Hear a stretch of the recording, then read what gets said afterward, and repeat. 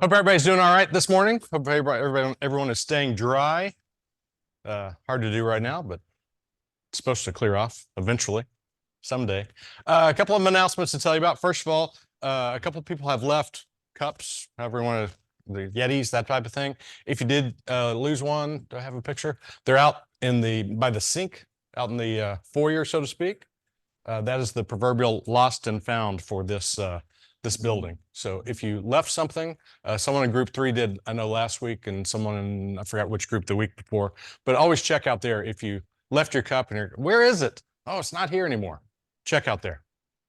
Why am I wearing the Chargers today? Can anyone guess? Jim Harbaugh. Lucky Longhorns don't have to face Harbaugh in September. Michigan won't have their coach. They won't have most of their players. Good news for the Longhorns. I was going to wear a Dallas jersey because I had a fun day on Monday. I say that sarcastically. I drove up to Dallas because I like to see my mom, who's in memory care. I like to go with my dad to doctor's appointments. My dad had a checkup. There's my dad from Monday. He had a doctor's checkup that I went with him. Everything is good. But I went with him. I went up there to see him, and then I went to see my mom. And I want to tell you a story, not for sympathy, but just for understanding. Is I went to memory care to see my mom. They're still married, by the way, if you don't know the story. My mom went to memory care because of Alzheimer's almost 3 years ago. And I went to memory care, and my mom was sitting down in the living room, so to speak, the outer part, the public part of it. She was sitting down. I walked up to her and I said, "Hi, Mom, it's me, Mike, your son," which I always have to do. And she looked up at me and I said, "Come here, let's go talk." And she followed me over and we walked over to the side away from everybody else to talk. And she looked at me and said, now tell me again who you are."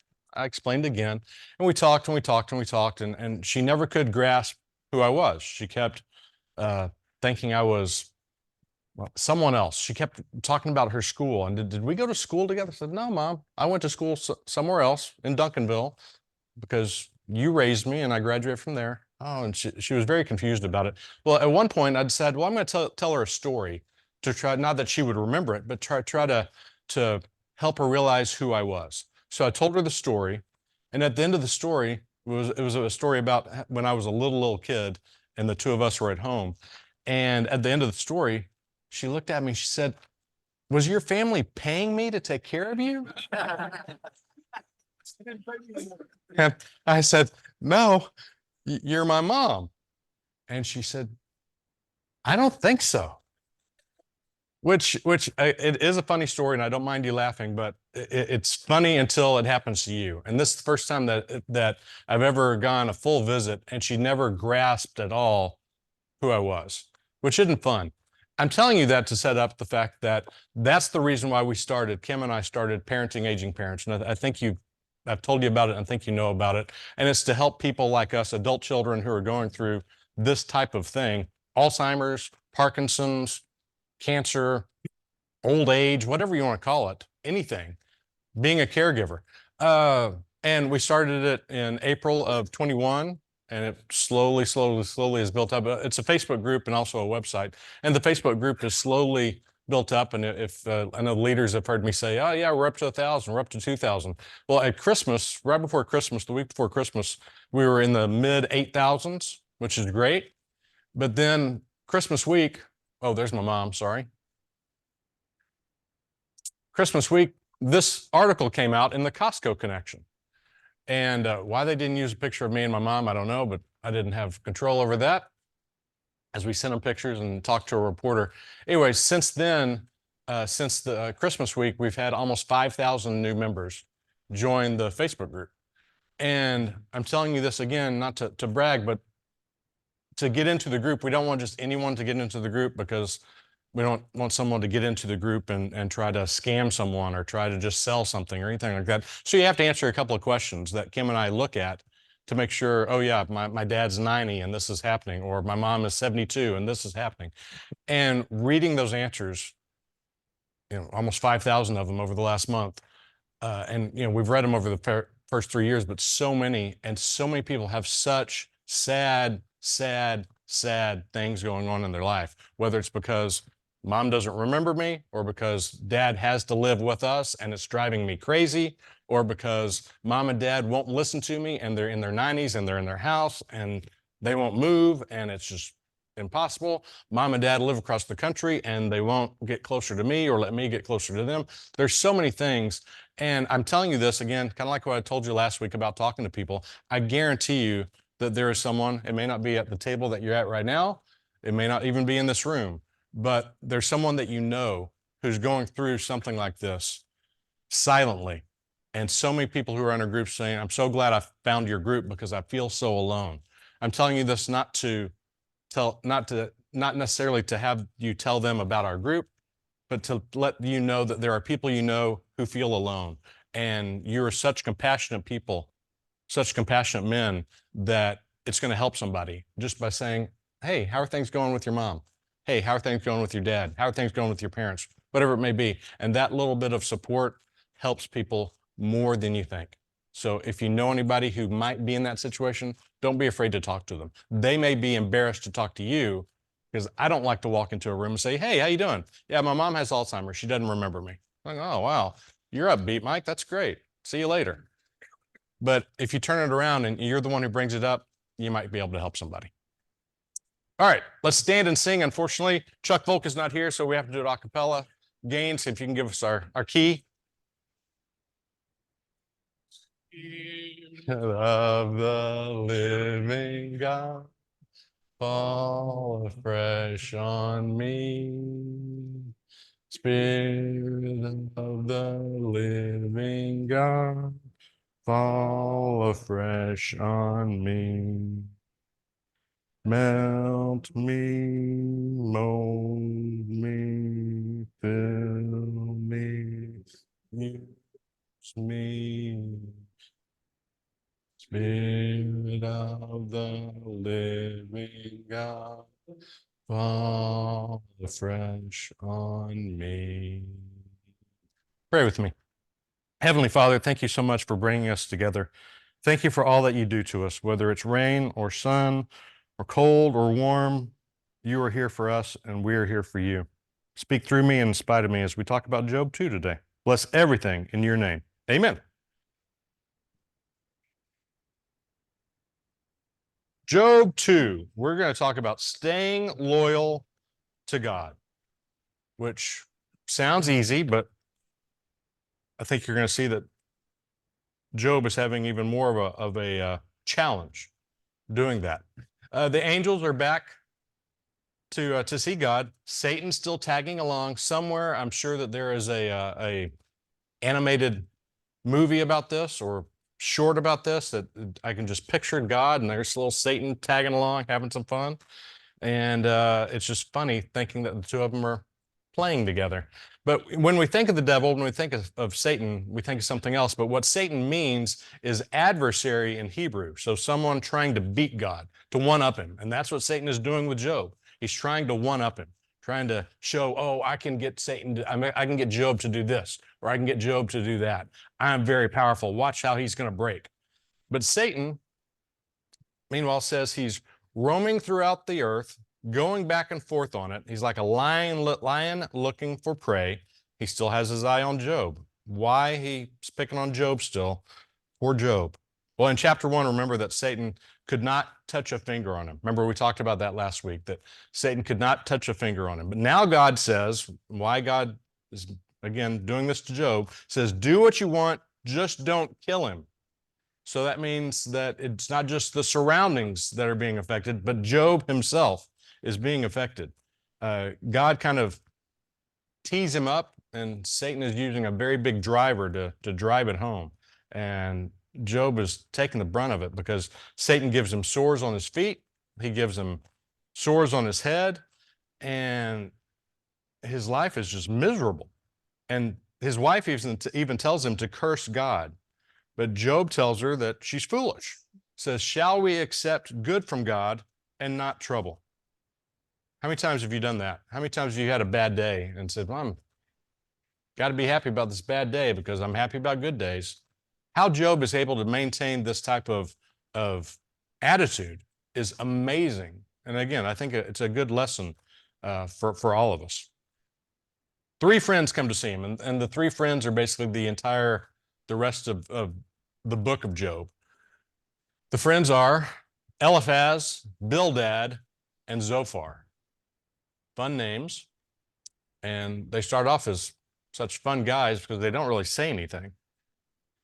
They come to see him. They could hardly recognize him from a distance, again, because of all the problems that he's having, all the sores that he has on his body.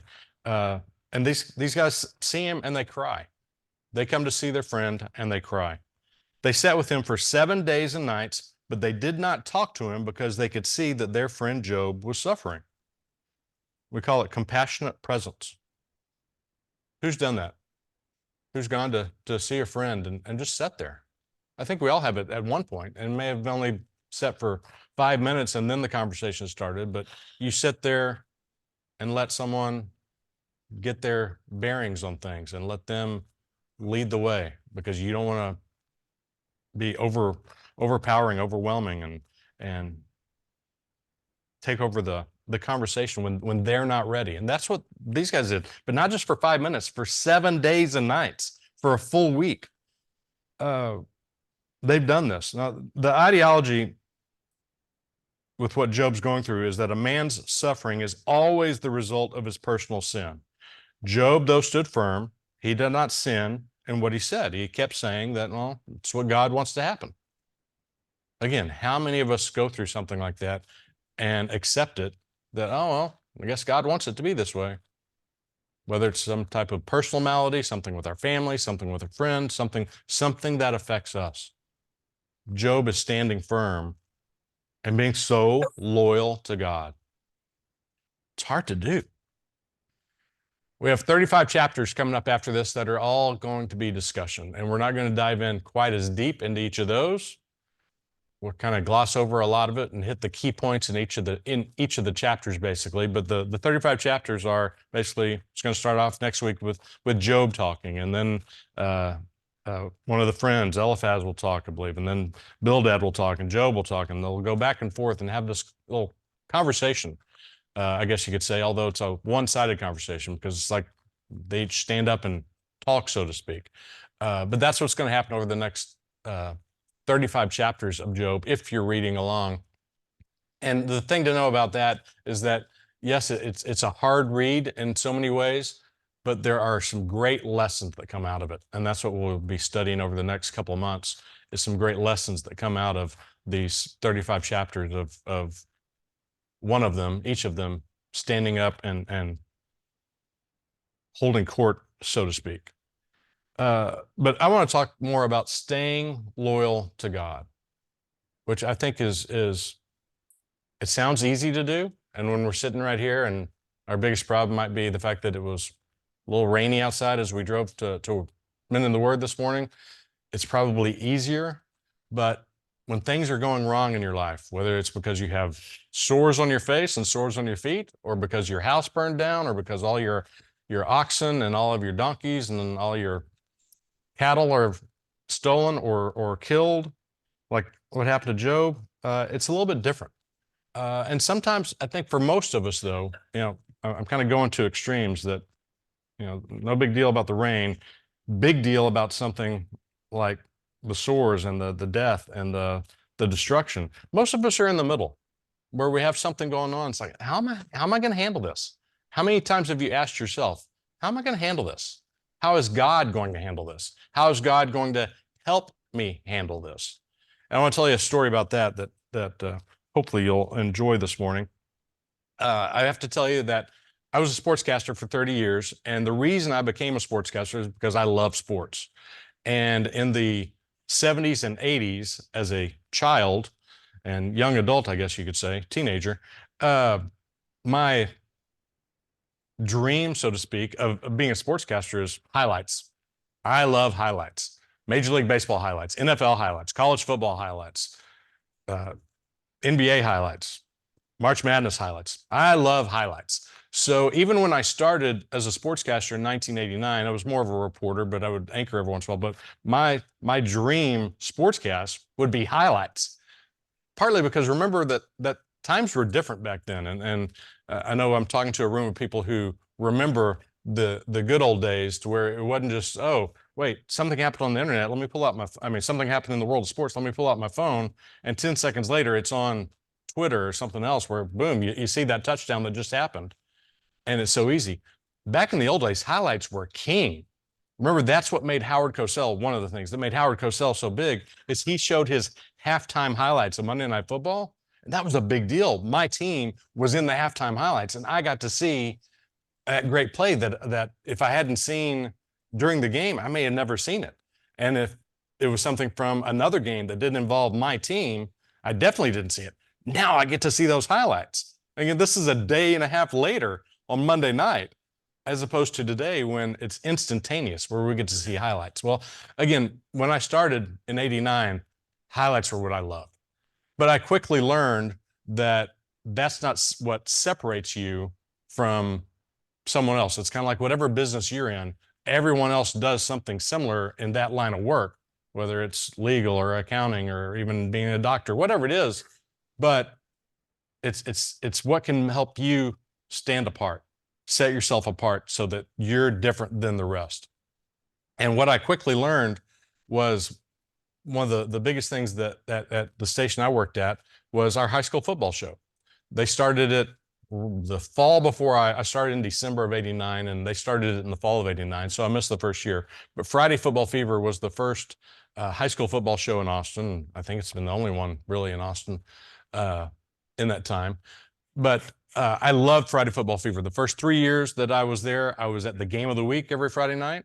The next 5 years, I was doing a feature story and doing the scores at the end of the show. And then starting in '98, when I got promoted to main sports anchor, I was the host.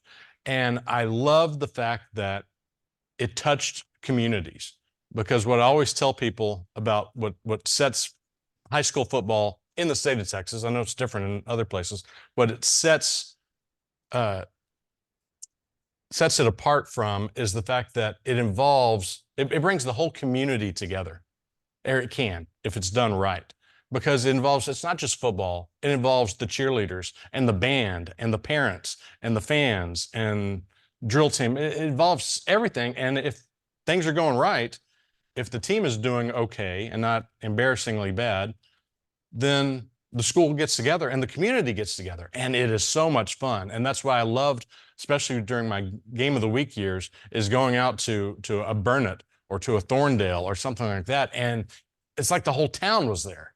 And I thought it was so much fun. My first 3 years, '98, '99, and '00 of being the host of Friday Football Fever went fine. And then 2001 hit. And 2001, this is where the so-called studio for Friday Football Fever was. It was in a little editing room. That's where they had set it up starting in '89, but it carried on through that time.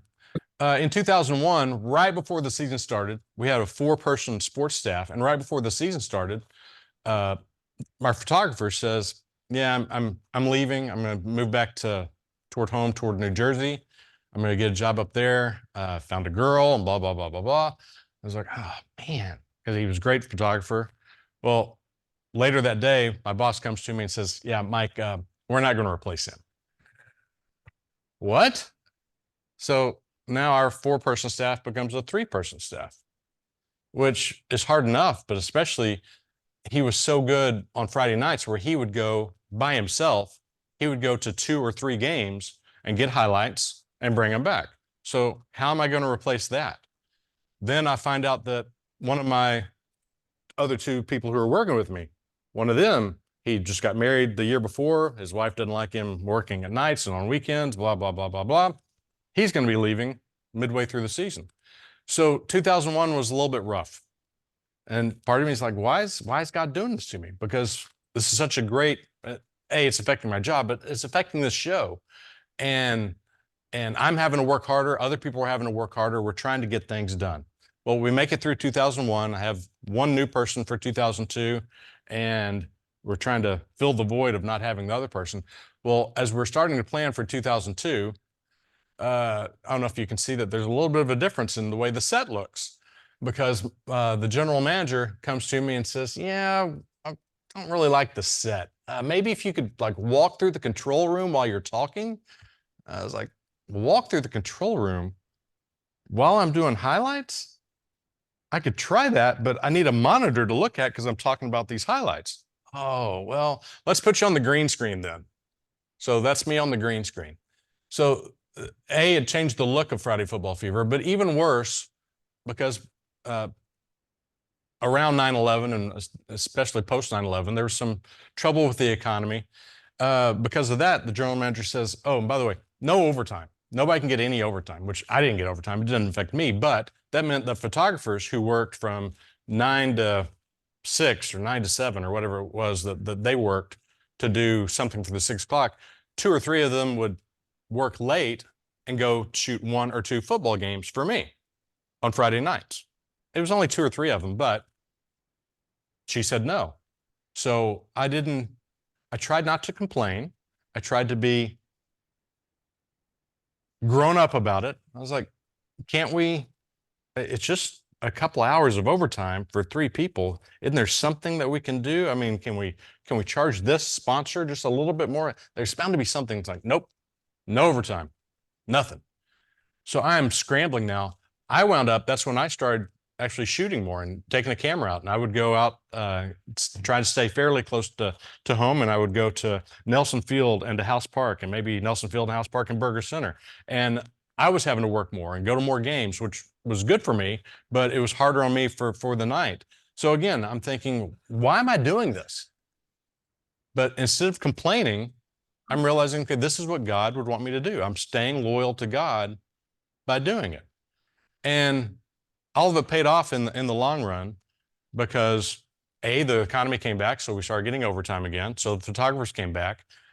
It helped me in so many ways because as opposed to just sitting in the station at my desk and in the studio on Friday nights, I was out and people would see me, which I think helped for what I was doing, helped people to see me. And because of some different things that I did to try to accommodate what we were going through, I think it improved the show, and we wound up winning a big Texas award a couple of years later for Friday Football Fever. So what I'm telling you is that staying loyal to God can pay off. But I know it's hard for each of us to do because we're going to go through things. Again, it may not be as bad as sores on your head, sores on your feet, your oxen being stolen, whatever it may be. It's probably something a little bit less, and you're trying to figure out, how am I going to get around this? How am I going to fight through this?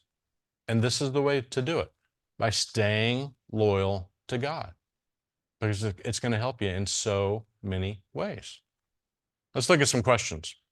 When have you felt pulled away from God, and how did you handle it? And you usually feel pulled away from God when something bad happens.